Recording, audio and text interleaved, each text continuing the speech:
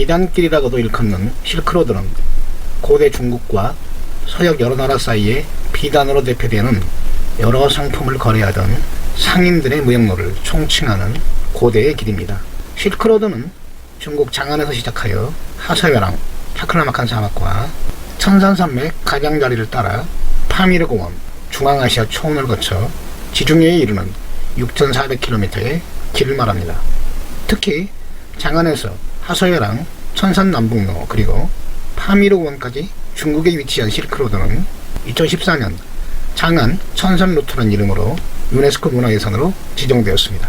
하서연왕은 장안에서 출발하는 실크로드 초입 부분에 해당하는 지역으로 황하의 서쪽에 있는 좁고 긴 길이 산맥 사이를 따라 복도처럼 이어졌다 해서 하서회랑이라는 이름이 붙여지게 되었습니다. 중국 행정구역상 감숙성에 위치하고 있는 하서회랑은 하서의 시작점인 난조 오초령에서 시작하여 무예, 장액, 주찬을 거쳐 도낭에서 끝나는 동서길이 900km의 오아시스 길입니다. 회랑길은 평균 고도 6,000m 이상의 기전산과 아미금산 정상에 있는 빙하에서 흘러내리는 물줄기로 곳곳에 오아시스가 형성되어 있으며 북쪽에는 평균 고도 2,500m의 마종산과 용수산이 고비 사막을 가로막고 있습니다. 하서회랑이 중국의 영토가 된 것은 한나라 7대 황제 무제가 하서사궁을 신설하여 주민들을 이주시키고 분사를 주둔시키면서부터이며 이때 건설한 만리장성과 관문의 흔적이 주변 곳곳에 남아 있습니다. 특히 명나라 때 건설된 만리장성 서단의 제1관문인 가역관은 험준한 지세에 따라 건설되었는데 성루 건물이 웅장해 천하제일웅관으로 부르며 완전하게 보존되어 있습니다. 오늘은 사마천의 사기에 기록된 내용을 토대로 하서회랑이 중국의 영토에 편입되기까지의 과정과 지리적 특징을 간단히 살펴보고자 합니다. 재밌게 보시고 내용이 괜찮으면 좋아요, 구독 눌러주시면 감사하겠습니다. 하서에 대한 최초의 기록은 위수의 상류지역인 롱산 주변의 땅을 봉토로 받은 진나라 때부터 등장하는데 월지라는 이민족이 살았던 땅으로 알려졌으며 오로도스 지역에 대한 지배력은 흉노가 가지고 있었는데 진나라 장군 몽염의 토벌전쟁으로 한안산, 음산산맥 등 장성 밖으로 밀려나와 있던 흉노족이 목돌선우라는 강력한 지도자가 나타납니다. 목돌선우는 막북초원지대의 유목민족을 제압하고 힘을 결집시켜 진승오광의 반란과 초안전쟁을 거치면서 힘이 약해진 중국의 두 번째 통일왕조 한나라를 침입하고 약탈하기 시작합니다.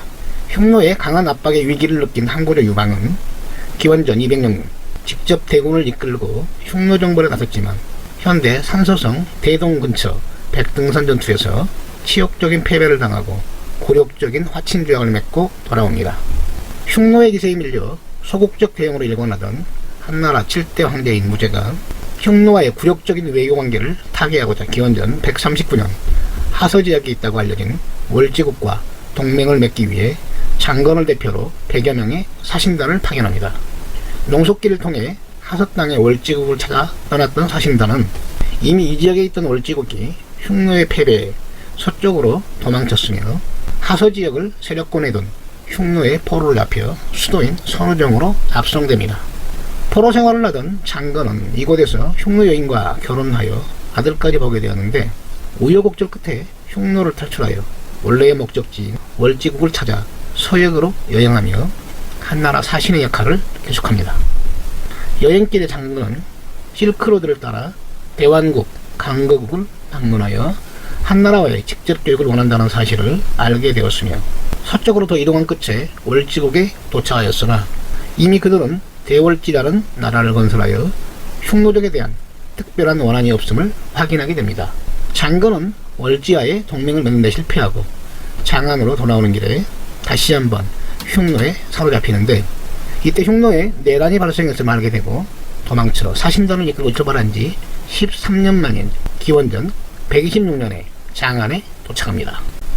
장건의 보고를 받은 한무제는 서역과 중국을 잇는 무역로가 이미 존재했다는 것을 알게 되었으며 서역과의 교역을 위해 하서지방의 지배력이 필수임을 깨닫게 됩니다.